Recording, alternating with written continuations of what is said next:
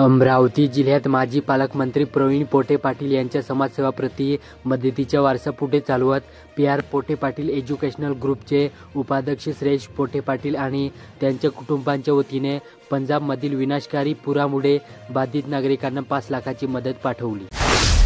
परतवाडा येथे सामाजिक उपक्रम राबवणारे अचलपूर पंचायत समितीला पालकमंत्र्यांच्या हस्ते 26 सप्टेंबरला गौरवान्वित करण्यात आले। जिल्हा परिषद अमरावतीच्या सभागृहामध्ये पालकमंत्री चंद्रशेखर बावनकुळे यांच्या हस्ते अचलपूर पंचायत समितीला गौरवपत्र देण्यात आले। यावेळी गटविकास अधिकारी सुधीर अरबट यांनी हे गौरवपत्र स्वीकारले। अचलपूर तालुक्यात मोटार वाहन नियमानुसार दुचाकी गाड्यांची कागदपत्रे तसेच मोटार वाहन नियमांचे वाहतूक नियमांचे उल्लंघन करणाऱ्या दुचाकी चालकाविरोधात सोमवारी अचलपूर पोलिसांनी शोध मोहीम चालवली। अमरावती जिल्ह्यात मेळघाटातील अतिदुर्गम भागातील डाबका उपकेंद्रासाठी मुख्यमंत्री सौर कृषी वाहिनी योजना 2.0 अंतर्गत 5 मेगावॅट क्षमतेचे सौर प्रकल्प कार्यान्वित करण्यात आला।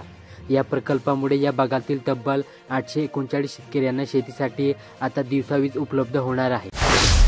भातकुली तालुक्यातील मार्की ते पूर्णानगर या 4 किलोमीटर अंतराच्या रस्त्यावर दोन्ही बाजूंनी काटेरी झुडपांनी झाडे विळलेले असून याच्या काटेरी फांद्या रस्त्याच्या मध्यभागी येत असल्याने हा रस्ता मृत्यूचा सापळा बनला आहे। अमरावती जिल्ह्यात 2 महिन्यांपासून सतत पाऊस व अतिवृष्टी होत आहे। यामध्ये 56 महसूल मंडळात अतिवृष्टी झाली असली तरी 40 मंडळे अतिवृष्टीपासून अंटस राहिले आहेत। आता पावसाळा संपायला 3 दिवस बाकी असताना 6 तालुके पावसात माघारले असल्याची कृषी विभागाची माहिती आहे। केवळ पावसामुळे सोयाबीनचे नुकसान झाले असे नाही तर होमणी ओढीने देखील सोयाबीनचे 100% नुकसान केले।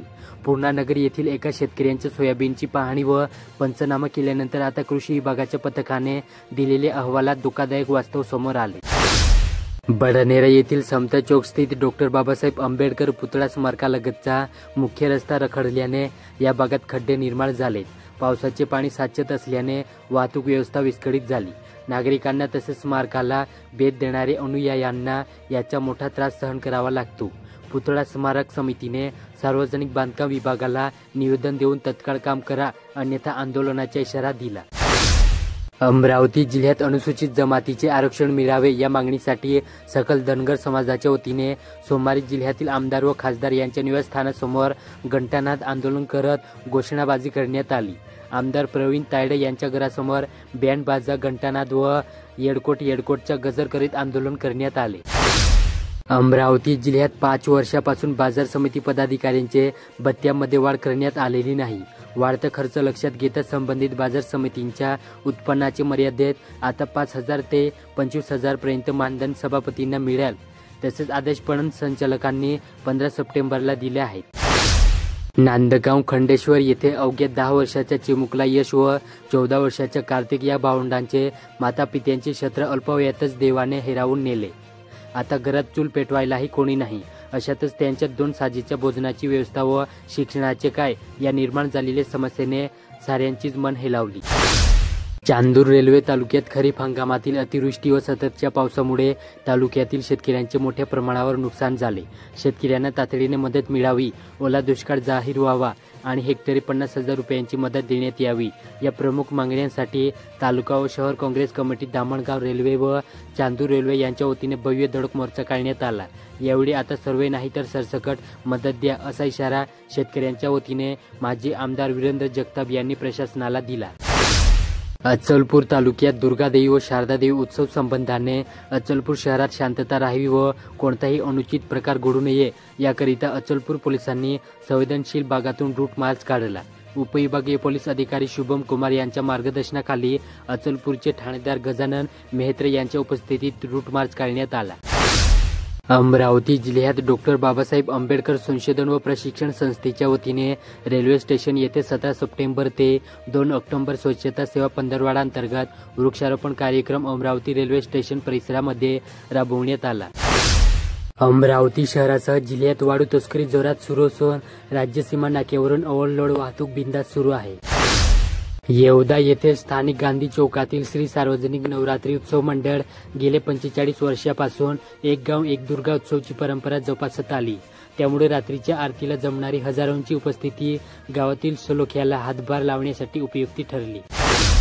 दामणगाव रेल्वे तालुक्यात आजच्या या संगणक युगात माणसाला सर्व भौतिक सुविधा मिळू शकते, मात्र आरोग्य जपणे हे गरजेचे आहे. आरोग्य हीच खरी माणसाची संपत्ती आहे, असे मत आमदार प्रताप अडसर यांनी व्यक्त केले. अंजन सिंगी येथे नजीकचे डाकुलगाव येथे ग्रामपंचायतीच्या वतीने मुख्यमंत्री समृद्ध पंचायत राज अभियान व स्वच्छता ही सेवा 2025 या अभियानांतर्गत गावामध्ये सार्वजनिक ठिकाणी स्वच्छता करण्यात आली.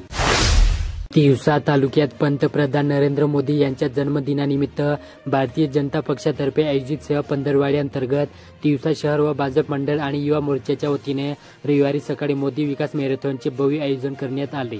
या मॅरेथॉनला आमदार राजेश वानखेडे यांनी हिरवा झेंडा दाखवून शुभारंभ केला.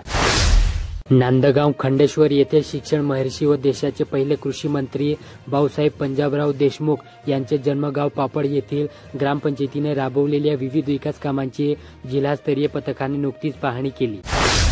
तिवसा तालुक्यात सततची नापिकी व कर्जबाजारीपणाला कंटाळून शिरसगाव मोजरी येथील शेतकऱ्याने शुक्रवारी शेतात कीटकनाशक प्राशन करून आत्महत्या केली.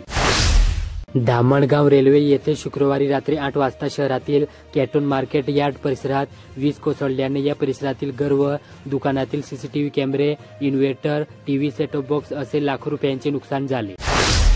भाजपाच्या नेत्या तथा माजी खासदार नवनीत राणा यांनी रविवारी दर्यापूर व अंजनगाव सुरजी तालुक्यातील गावागावातील शेतकऱ्यांच्या बांधावर जाऊन बाधित शेताची पाहणी केली.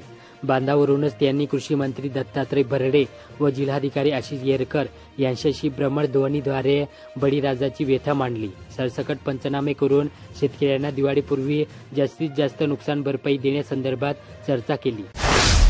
अमरावती शहरातील राहुल नगर परिसरातील भाड्याच्या खोलीत मृत अवस्थेत आढळलेल्या महिलेच्या संशयास्पद मृत्यू प्रकरणी फ्रेझरपुरा पोलिसांनी मृत महिलेच्या भावाच्या तक्रारीवरून मृतांच्या लिव्ह इन पार्टनर यांच्या विरुद्ध खून व खुनाचा पुरावा नष्ट करण्याचा गुन्हा दाखल केला. अमरावती जिल्ह्यात अतिवृष्टीमुळे झालेल्या पीक नुकसानाच्या पाहणीसाठी रविवारी काँग्रेसचे विभागीय समिती प्रमुख तथा माजी मंत्री माणिकराव ठाकरे यांच्या नेतृत्वात समितीचा दौरा पार पडला. अमरावती जिल्हा ओला दुष्काळ जाहीर करणे काळाची गरज आहे, अन्यथा शेतकरी आर्थिक विवंचनेत टोकाचे पाऊल उचलल्याशिवाय राहणार नाही, असा निष्कर्ष या समितीने दौऱ्यानंतर काढला. अचलपूर कृषी उत्पन्न बाजार समितीच्या एंटी चेंबरमध्ये 3 दिवसापूर्वी एक व्यापारी तथा अडते आणि बाजार समितीच्या संचालकीचे पती याचा चांगलाच राडा झाला. दोघांनीही एकमेकांच्या अंगावर जाण्याचा प्रयत्न केला, पण तिथे उपस्थित बाजार समितीच्या 2 संचालकांनी हा वाद शमविला. यात या व्यापारी तथा अडत्याने बाजार समितीच्या प्रभारी सविचांनाही जब विचारल्याची माहिती आहे. वरुड तालुक्यातील एकलविहीर येथे शनिवारी रात्री 10च्या सुमारास गावातील सार्वजनिक विहिरीमध्ये उडी घेऊन 42 वर्षीय शेतकऱ्याने जीवनयात्रा संपवली. शेतकऱ्याने कर्जबाजारीपणा आणि वन्य प्राण्यांच्या हौदासामुळे पिकाच्या होणाऱ्या नुकसानाला कंटाळून आत्महत्या केल्याचे सांगण्यात आले. अमरावती जिल्ह्यात जुलै व ऑगस्ट या कालावधीत 1.69 लाख शेतकऱ्यांच्या 1.24 लाख हेक्टरमधील पिके व फळ पिकांचे 33% नुकसान झाले. यासाठी NDRFच्या निकषाने 108.72 कोटींचा मदत निधी शासनाने मंगळवारी मंजूर केला. सणासुदीत मदत होण्यासाठी शेतकऱ्यांच्या याद्या त्वरित अपलोड करण्याचे आदेश जिल्हाधिकाऱ्यांनी दिले आहेत.